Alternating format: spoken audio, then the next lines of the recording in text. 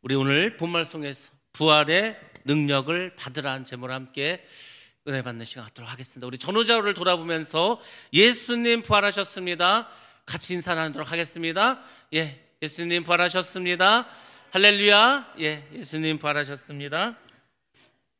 할렐루야. 여러분들, 이 부활은 우리 예수를 믿는 우리에게 가장 기쁜 날입니다. 성탄절보다도 더 기쁜 날이 어쩌면 부활의 날인 것 같습니다. 여러분들, 우리가 살아가면서 이 부활만 똑바로 믿는다면, 부활의 확신만 확실히 있다면 우리의 삶은 더 새로워지고 온전해질 것입니다. 그리고 예수 믿는 것이 얼마나 큰 축복인가도 우리가 깨닫게 될 것입니다. 그러므로 여러분들, 이 부활의 능력을 힘입으시기 바랍니다. 정말 여러분들이 부활을 확실하게 믿으시기 바라고, 그 부활의 능력이 날마다 주님과 함께하기를 주님으로 축원합니다. 한때 우리나라는 1000만이 넘는 그리스도인들이 있었습니다. 인구의 4분의 1은 예수를 믿는다는 정도로 많은 사람들이 예수를 믿었습니다. 여러 가지 이유로 인해서 예수 믿는 사람들이 수적으로 줄어들기 시작했습니다. 그리고 이 사회에 대한 영향력도 많이 줄어들고 말았습니다. 예전에는 예수를 믿는 사람들, 믿지 않는 사람들도 존경하고 칭찬하는 그런 대상이었는데, 어느 순간부터 예수를 믿는 사람에 대한 비난과 조소가 많아지기 시작했습니다. 그래서 예수를 믿는 그 일이 어디 가서 말할 수 없는 부끄러운 일이 될 만큼 많이 우리가 지금 어려움을 겪고 있습니다. 한마디로 말하면 소금은 많은데 그 소금들이 짠맛을 잃어버렸다는 겁니다. 등불은 많은데 빛이 다 꺼지고 심지만 남았다는 겁니다. 그래서 어찌 보면은 우리 기독교가 점점 힘을 잃고 어려움을 겪고 있지 않는가 이렇게 생각하지만, 여러분들, 그렇지만 기독교는 누가 뭐래도 능력의 종교입니다. 우리가 믿는 예수 그리스도는 힘이 있고 권세가 있습니다. 여러분들, 이것을 기억하시고 날마다 우리가 믿음 안에서 승리한 여러분 다 되시기를 주의 이름으로 축원합니다. 초대교회는 강력한 로마 제국이 지배를 하고 있었습니다. 과연 로마가 망할 수 있을까 싶을 정도로 로마는 전 세계를 통치하는 강력한 나라였습니다. 그런데 그 로마가 다스리는 그 나라에 예수를 믿는 사람들이 있었습니다. 그들은 그 사회의 노예였고 종이었고 평민이었습니다. 힘도 없고 권세도 없고 재산도 없는 부족한 사람들이었습니다. 근데 세월이 흐르고 보니까 300년이라는 세월이 흐르고 기독교가 로마를 정복해 버렸습니다. 로마가 기독교 국가가 되었다는 것입니다. 이게 어떻게 가능한 일일까? 여러분들, 그것은 이 초대교인들이 죽음도 불사하는 그 믿음이 있었기 때문입니다. 믿음의 능력이 있었기 때문에 강력한 로마를 정복할 수가 있었습니다. 그러면 여러분들, 그 믿음의 능력은 어디에서 시작되었을까? 그 힘은 어디에서 나왔을까? 바로 부활의 능력, 그 부활이 있었기 때문에 이들은 승리한 줄로 믿습니다. 예수님께서 부활을 선포하지 않았습니까? 자, 우리의 말씀 한번 보겠습니다. 요한복음 11장 25절 말씀입니다. 시작. 예수께서 이르시되 나는 부활이요 생명이니 나를 믿는 자는 죽어도 살겠고. 아멘. 예수님께서 직접 말했습니다. 내가 곧 부활이고 생명이라고 말했습니다. 그래서 예수를 믿는 사람들은 어떻게 된다고 했습니까? 죽어도 살겠고, 죽었는데 삽니다. 근데 그렇게 살아나면 어떻게 됩니까? 영원히 죽지 않습니다. 이 말씀을 주님께서 하셨고, 그 말씀을 초대교인들이 확실하게 붙잡았습니다. 아, 그렇구나. 우리가 예수를 잘 믿으면 우리가 죽어도 사는구나. 또 그렇게 해서 살아나면 영원히 죽지 않는구나. 그 부활에 힘이 있었고 부활에 대한 믿음이 있었습니다. 그래서 그들이 죽음도 불사하면서 예수를 증거하게 되었습니다. 기독교를 한마디로 우리가 그래서 부활의 종교라고 합니다. 우리에게 만약에 부활이 없다면 교회는 아무 의미가 없는 인간의 모임에 불과합니다. 우리가 예수를 믿을 때 예수님의 무엇을 여러분들은 믿었습니까? 아, 예수님이 2000년 전에 저 예루살렘 땅에서 태어나셨대. 그걸 믿습니까? 아, 그분이 많은 병자를 고치셨대. 그분이 십자가에서 죽으셨대. 우리가 당연히 이것도 믿어야 되겠죠. 근데 여러분들, 정말 여러분들이 믿어야 할 것이 있다면 여러분들은 바로 예수 그리스도가 부활하셨다는 것을 믿어야 할 줄로 믿습니다. 예수님이 부활하셨습니다. 그 예수님의 부활이 뭘 의미한다고 했습니까? 예수님 부활의 첫 열매가 되셨습니다. 첫 열매라는 것은 뭐냐면 그 다음 열매들이 생긴다는 겁니다. 지금까지 부활하신 분은 예수님 딱 한 분 계십니다. 그렇지만 예수님께서 다시 이 땅에 오시면 어떻게 되는지 아십니까? 예수 안에서 죽었던 모든 자들이 부활하게 됩니다. 그리고 그들이 영원토록 주님의 나라에서 주님과 함께 영원히 천국에서 살아가게 될 줄로 믿습니다. 그 사람 중에 우리도 여러분도 내가 포함된 줄로 믿습니다. 이 놀라운 부활의 경험을 여러분들이 오늘도 여러분들이 맛봐야 할 줄로 믿습니다. 오늘 본문 말씀에 있는 이 고린도 교회는 사실 많은 것을 가진 그런 교회였습니다. 각종 은사가 넘쳤습니다. 방언을 말하고 또 예언을 말하고 방언을 통변하고 귀신이 떠나가고 병든 자가 고침을 받고 많은 은사가 있었던 것이 바로 고린도 교회였습니다. 그리고 이 고린도 교회는 위대한 목회자들이 말씀을 가르쳤습니다. 바울과 아볼로가 이곳에서 목회를 했습니다. 많은 자원도 있었습니다. 그런데 여러분들, 고린도 교회 하면 우리에게 떠오르는 게 뭡니까? 고린도 교회는 많은 문제가 있는 교회였습니다. 교회가 분쟁을 하고 다툼이 있었습니다. 나는 예수파다, 나는 바울파다, 나는 베드로파다, 나는 아볼로파다. 교회가 분열돼 버렸습니다. 다툼이 있었습니다. 성적인 타락도 심했습니다. 그리고 은사 문제까지도 벌어진 교회가 바로 고린도 교회였습니다. 세상을 변화시켜야 될 교회가 오히려 세상의 문화가 들어와서 교회를 변화시켰던 곳이 바로 고린도 교회였습니다. 이 고린도라는 도시가 어떤 도시입니까? 항구 도시지 않습니까? 항구 도시는 많은 외국의 사람들이 모여듭니다. 우상이 들끓습니다. 그리고 그 우상에게 제사를 지내는데 우상에게 제사를 지내는 것이 다 성적인 행위를 하는 것입니다. 그 당시에. 그래서 음란한 도시고 그리고 그곳에 많은 타락이 있고 술집이 있고 이런 곳이 고린도였습니다. 그곳을 교회가 변화시키지 못하면 교회는 세상에 잠식되고 맙니다. 그래서 고린도에 많은 문제가 있지 않았습니까? 사도 바울이 고린도 전서라는 고린도에 보내는 첫 번째 편지를 쓰면서 그 마지막에 쓴 것이 무엇인지 아십니까? 바로 부활의 문제를 언급했다는 겁니다. 여러분들, 우리가 살아가다 보면은 많은 문제들이 생깁니다. 교회 안에도 많은 문제가 생깁니다. 교회 안에도 분쟁이 있을 수 있습니다. 분열이 있을 수 있습니다. 많은 문제가 생겨날 수도 있습니다. 근데 이 모든 문제를 일소에 해결할 수 있는 게 있다면 그게 뭔지 아십니까? 그것이 바로 부활에 대한 그 믿음을 회복하는 것입니다. 우리 모두가 부활에 대해서 다시 한번 생각을 하는 것. 부활. 여러분들 부활을 언제 생각하십니까? 부활절에 생각하십니까? 부활절 날만 부활을 생각하십니까? 예수를 믿는 사람은 매일매일 순간순간 부활을 생각해야 할 줄로 믿습니다. 이 부활에 대한 믿음만 여러분 확실하게 가지고 있다면 이 세상의 어떤 문제도 우리가 해결할 수가 있습니다. 기독교에서 말하는 복음에 큰 두 기둥이 있습니다. 마치 동전의 양면과 같이 함께 가는 복음의 진수 두 가지가 있습니다. 첫 번째로는 예수님이 지신 십자가 사건입니다. 예수님께서 십자가를 지셨습니다.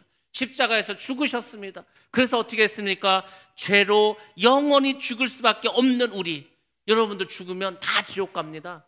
다 지옥 가서 영원히 고통받을 수밖에 없습니다. 그런 우리를 어떻게 하셨습니까? 예수님께서 우리를 위해서 대신 죽으셨습니다. 하나님의 어린 양이 되셔서 그분께서 친히 제물이 되셔서 여러분의 우리의 모든 질고와 모든 허물과 모든 아픔과 모든 죄악을 친히 담당하시고 죽으셨습니다. 십자가에서 피 흘려 죽으시고 살을 찢으시고 피를 흘리셨기 때문에 우리의 모든 죄의 문제를 해결해 주셨습니다. 하나님과 단절된 관계도 다시 회복해 주셨습니다. 그리고 무엇보다 중요한 것, 영원한 죽음과 사망의 두려움에 살 수밖에 없는 우리에게 죽음의 문제도 해결해 주셨습니다. 이것만 해도 얼마나 큰 놀라운 복음입니까? 이것만 해도 얼마나 큰 기쁨입니까? 근데 기독교는 여기서 끝나지 않습니다. 우리를 위해서 예수님이 죽으셨다, 이것도 엄청난 사건이죠. 근데 그것보다도 더 큰 사건이 있습니다. 그것이 뭡니까? 바로 예수님이 부활하셨다는 겁니다. 십자가에서 우리를 위해서 죽으셨다는 것만 해도 엄청난 사건이지만 그곳에서 죽음에서 부활하셨다는 것, 이것이야말로 우리에게 능력이 될 줄로 믿습니다. 만약에 부활이 없다면 예수님의 죽으심에 의미가 없지 않겠습니까? 예수님이 우리를 위해서 십자가 죽으셨다. 그리고 끝. 그러면 뭔가 여러분들 허전하지 않습니까? 뭔가 부족하지 않습니까? 우리가 구원을 받고 영생을 얻고 은혜를 받는 것도 예수님의 부활이 없다면 아무 의미가 없을 것입니다. 예수님이 다시 살아나셨다는 것은 모든 기독교의 진리 가운데서도 가장 중요하고 큰 능력이 있습니다. 그러면 여러분들은 우리 모두는 부활의 확신과 부활의 능력과 부활의 그 힘을 가지고 세상과 싸워 이겨야 할 줄로 믿습니다. 우리 말씀 한번 보겠습니다. 고린도전서 15장 4절 말씀 봅니다. 시작. 장사 지낸 바 되셨다가 성경대로 사흘 만에 다시 살아나사. 아멘. 아멘. 예수님이 장사를 지내셨습니다. 장사가 뭡니까? 장례식을 치렀다는 겁니다. 장례식. 여러분, 장례식이 뭡니까? 우리가 이제 누가 이제 돌아가시고 소천하시면 장례를 치르지 않습니까? 장례는 한마디로 말하면 이별하는 겁니다. 이별. 살아있는데 이분이 숨을 거뒀어. 죽은 자가 되었죠. 그래서 이분이 이제 관 속에 들어갑니다. 다시는 그 사람을 볼 수가 없습니다. 땅에 묻습니다. 영원히 보지 못합니다. 그래서 장례식은 한마디로 말하면 이별식입니다. 이별식. 근데 여러분들 잘 보시기 바랍니다. 예수가 없고 하나님을 믿지 않는 사람들은 정말 그게 이별이고 끝입니다. 끝이 아니죠. 그 영혼은 지옥 가서 영원히 고통을 받습니다. 예수를 믿는 우리에게 그 장례는 뭔지 아십니까? 바로 천국에 보내는 환송식이 되는 겁니다. 그렇지 않습니까? 그 육체는 죽을 수밖에 없죠. 병들고 죽을 수밖에 없습니다. 근데 그 영혼은 천국으로 올라가는 겁니다. 우리가 천국에 가는 그 영혼을 위해서 예배를 드리는 거 아닙니까? 하나님 이 영혼을 받아 주옵소서. 그래서 우리 예수를 믿는 우리에게 그 죽음은 장사로 끝나는 것이 아니고 천국으로 보내는 환송식이 되는 겁니다. 물론 우리가 이 세상에서 잠시 볼 수 없는 것은 서운한 일이 될 수 있습니다. 그렇죠. 사람이 죽었는데, 사랑한 사람이 죽었는데 낙심하고 슬프고 괴롭지 않겠습니까? 근데 예수를 믿는 사람은 그게 끝이 아니라는 겁니다. 지금은 우리가 헤어지지만, 지금 우리가 잠시 떨어지지만 결국 우리는 천국에서 다시 만나서 영원히 살 것이다. 그 소망이 있기 때문에 우리는 장례식이 슬픔만 있는 것이 아니고 또 다른 소망을 갖는 그런 장례식이 될 줄로 믿습니다. 장세 지내시고 사흘 만에 다시 살아나지 않았습니까? 예수님이 다시 살아나심으로 우리 모두도 살아날 수 있다는 그 부활의 소망, 그 능력, 그 은혜가 우리 모두에게 날마다 넘쳐날 줄로 믿습니다. 복음이 기쁜 소식인 이유는 뭡니까? 죄의 문제를 십자가에서 해결받지 않았습니까? 그것뿐만 아니라 예수님께서 부활하셔서 우리 모두에게도 부활의 소망을 주셨다는 겁니다. 영원토록 천국에서 살 수 있게 해 주셨다는 겁니다. 요한복음 14장 내용이 뭡니까? 요한복음 14장은 이렇게 시작합니다. 두려워하지 말라. Don't be afraid. 두려워하지 말라는 거예요. 왜 두려워하지 말라고 합니까? 내가 너희를 위해서 이제 아버지의 나라로 가겠다는 겁니다.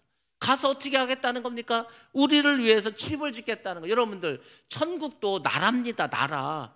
하늘 나라라고 하지 않습니까? 하나님의 왕국입니다. 우리가 그곳에서 살아야 됩니다. 살려면 뭐가 필요합니까? 집이 필요하죠.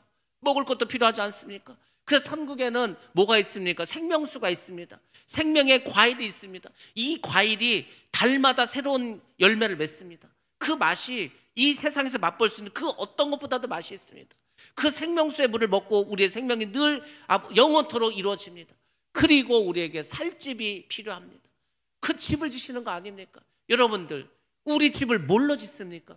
여러분이 천국에 가면 다 여러분의 집에 있는데 그 집을 무엇으로 짓느냐? 여러분들이 이 땅에서 주님을 위해서 행하는 것이 있습니다. 하나님을 위해서 하는 것이 있습니다. 기도하고 헌신하고 봉사하고 충성하고 물질을 드리고 복음을 전하고 어떤 사람은 생명조차도 주니까 드리지 않습니까? 그 모든 것이 다 천국으로 올라가서 여러분의 집을 짓는 재료가 되는 것입니다. 그래서 예수 믿는 사람들은 어찌 보면은 정말 천국의 집을 짓는 그 마음으로 살아야 됩니다.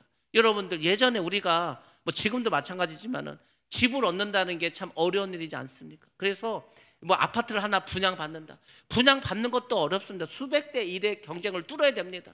그 아파트를 분양받았어. 근데 지금 새빵 사는 사람이 그 아파트를 살 돈이 어디 있습니까? 그래서 15년, 20년 그렇게 장기 모기지로 해서 융자를 내가지고 이자와 함께 원금을 갚아서 그래서 자기 집을 갖는 거 아닙니까? 이 땅에서 집을 갖는 것도 평생을 정말 힘을 들여서 그렇게 힘들게 얻지 않습니까? 근데 여러분들 이 세상에서 집에 산들 그 얼마나 오래 살겠습니까? 여러분이 이 세상에 있는 집을 가지고 영원히 삽니까? 아닙니다. 나중에 그 집을 팔 수도 있고, 여러분이 죽으면 어차피 그 집을 떠나야 됩니다. 천국에 있는 집은 그게 아닙니다. 영원히 여러분들이 거할 것입니다. 영원히 거할 그 집을 위해서 여러분들 생각을 하고 계십니까? 여러분을 정말 천국에 내가 산다면은, 야, 천국에 내 집을 져야 되는데 어떻게 짓지? 무엇으로 짓지? 생각을 안 하시겠습니까? 그러니까 우리의 생각이 다 천국에 가야 있어야 됩니다. 여러분의 생각이 천국에 있어야 돼. 그 여러분의 생각이 천국에 있는 그 근원이 되는 힘이 뭔지 아십니까? 그것이 부활이라는 겁니다. 부활을 믿는 사람은 늘 그걸 생각하는 거예요. 그래, 내가 천국에 살아야 되는데 내가 천국에서 어떤 집에 살아갈까? 그걸 생각하죠. 그러니까 최선을 다해서 헌신하면서 주의 대 감당하면서 살지 않겠습니까? 근데 이 부활을 믿지 않아. 글쎄 뭐 부활을 하셨다는데, 예수님이 부활하셨다는데 그것도 잘 믿어지지도 않고, 내가 부활을 해, 그것도 잘 믿어지지 않고, 그러니까 어떻게 된지 아십니까? 세상만 생각하는 겁니다. 그래서 여러분들 꼭 기억하시기 바랍니다. 우리가 예수님이 부활하셨다는 것은 예수님 한 분이 부활하셨다 여기서 끝나는 게 아니고, 더 중요한 것은 예수님이 부활하셨으므로 나도 부활한다. 그래서 내가 천국에 영원히 살아간다. 천국에 나의 집이 있다. 여기까지 여러분들이 다 생각해야 할 줄로 믿습니다. 그래야 그 부활의 소망으로 우리가 살아갈 수가 있는 것입니다. 우리는 부활의 소망이 결국 우리의 믿음의 강력한 능력이 되는 것을 꼭 기억하셔야 합니다. 부활의 신앙이 약화되면 어떻게 되는지 아십니까? 부활을 믿어야 될 우리가, 늘 부활 가운데 살아가야 될 우리가 부활의 신앙이 없다면 어떻게 되는가? 교회는 세속화됩니다. 그리고 성도는 세상과 죄와 타협하게 됩니다. 부활을 믿지 못하는 게 얼마나 큰 세속한지 아십니까? 부활을 잘 못 믿어. 지금 어떤 설문조사를 하면은 교회를 다니는 사람도 글쎄 부활이 있을지 없을지 잘 모르, 100% 믿는 게 아닙니다. 부활을 100% 안 믿어. 그럼 보시기 바랍니다. 예수를 믿고 교회를 다니는데 부활을 믿지 않는다면은 그건 예수 믿는 게 아닙니다. 예수를 믿는다는 것은 예수님의 부활하심도 믿고 나도 부활한다는 것을 믿는 게, 그게 예수를 믿는 거 아닙니까? 제가 늘 하는 말이 그거 아닙니까? 우리가 믿는다고 하는데 도대체 뭘 믿냐 이거죠. 뭘 믿고 살아갑니까 여러분들? 우리가 믿는 사람이지 않습니까? 그 뭘 믿고 사냐고. 무엇을 믿습니까? 우리가 믿어야 할 것은 예수 그리스도의 부활, 그리고 나도 부활한다. 이것을 우리는 믿으면서 살아갈 줄로 믿습니다. 우리 말씀 보겠습니다. 고린도전서 15장 12절 말씀 같이 봅니다. 시작. 그리스도께서 죽은 자 가운데서 다시 살아나셨다 전파되었거늘 너희 중에서 어떤 사람들은 어찌하여 죽은 자 가운데서 부활이 없다 하느냐. 아멘. 어찌하여 죽은 자 가운데서 부활이 없다 하느냐. 초대교회도 부활이 없다고 생각하는 사람이 있다는 겁니다. 지금도 마찬가지고, 교회를 다니는데도 부활을 못 믿어. 교회를 안 다니는 사람은 아예 믿지 않아. 그러니까 어찌 보면은, 야, 도대체 이 세상에서 이 80억이나 되는 인구 중에서 정말 부활을 믿고 확신한 사람들이 얼마나 될까? 교인들 중에서도 100%가 아니라면은, 뭐 안 믿는 사람들은 당연히 부활을 믿지 않을 텐데, 여러분들, 우리가 믿는 것은 부활입니다. 그 부활을 통해서 우리가 하늘나라에서 영원히 살아간다는 그 소망, 우리는 그것을 믿고 나아갈 줄로 믿습니다. 하늘나라에 대한 소망이 약해지면은 우리의 생각은 전부 세상에만 관심을 갖게 됩니다.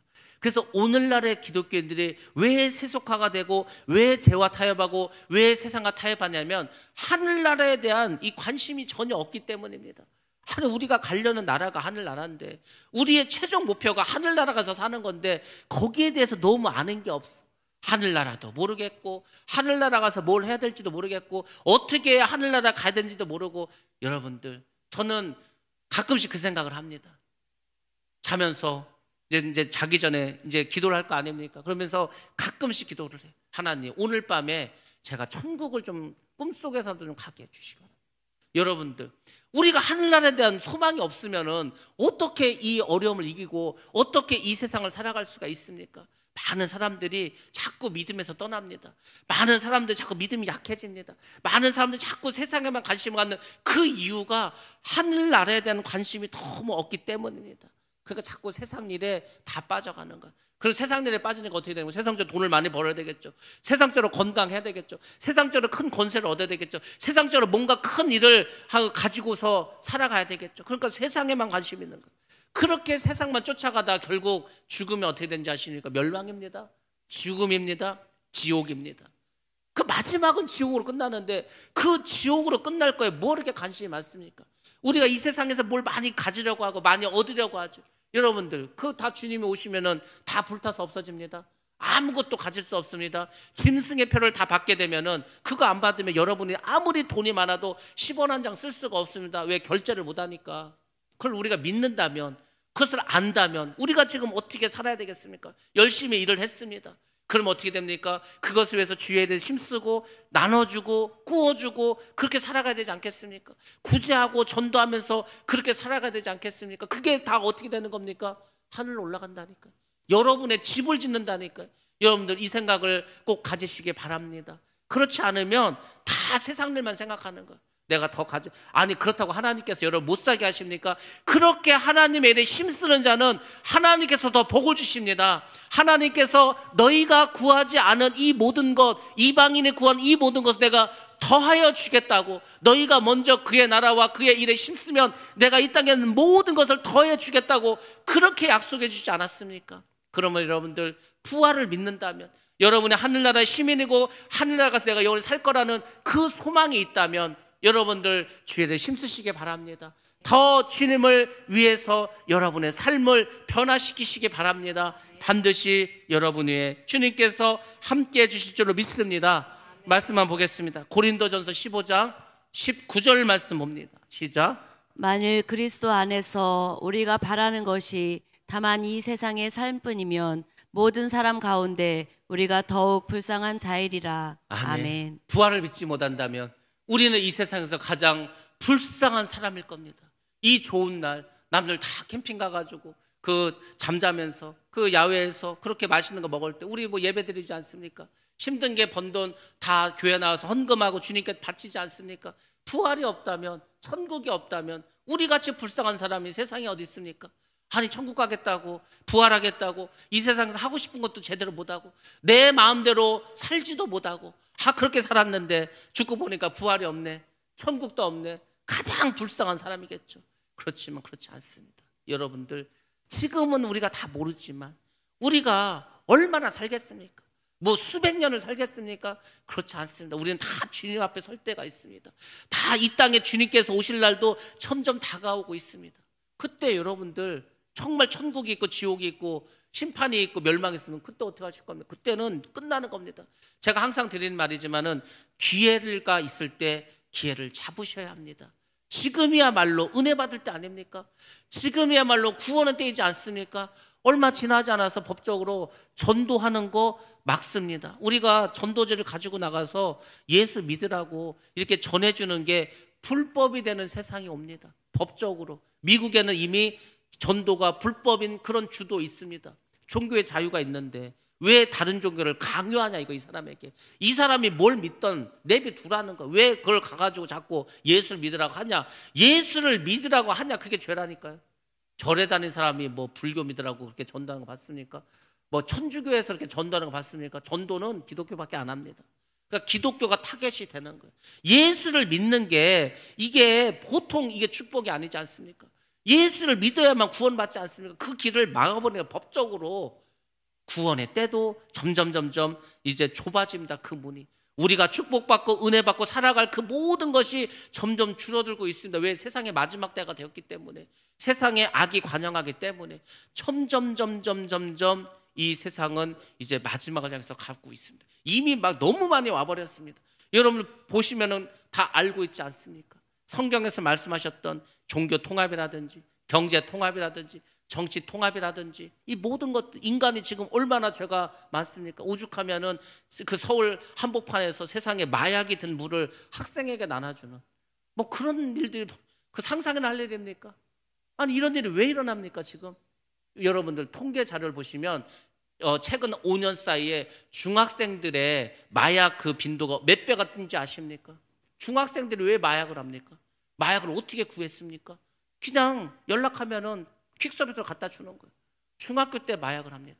고등학교, 청년 뭐 어떻게 되겠습니까? 마약을 하고 그냥 자기 멋대로 살아가고 누구 말도 듣지 않고 세상에 그렇게 악이 관영하는데 하나님 심판하지 않겠습니까? 성적으로 타락하면 뭐 말할 것도 없고 지금 우리가 이런 세상을 살아갑니다. 이런 세상을 살아가니까 우리는 더 빛이 돼야 되지 않겠습니까? 우리는 이 타락하고 오염되고 더러워진 세상에 더 소금이 되어서 거룩하게 살아야 되지 않겠습니까? 그러기 위해서 여러분들 부활의 확신을 가지시기 바랍니다.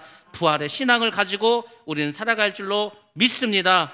우리가 부활을 확실히 믿을 때 우리는 세상을 이기고 모든 환난을 참고 이길 수가 있습니다. 여러분들 우리가 어렵고 힘들 때 이길 수 있는 힘이 뭡니까? 여러분들 어려운데 힘든데 그걸 참을 수 있는 그 힘이 뭡니까? 그게 바로 인내지 않습니까? 인내. 우리가 예수를 믿고 천국에 가고 이 세상을 살아가는 데 있어서 그 근본 아래에는 인내라는 게 있어야 됩니다. 요즘 사람들 참지를 못합니다. 요즘 아이들이 참지를 못합니다. 조금만 힘들면 힘들어 죽겠다는 거.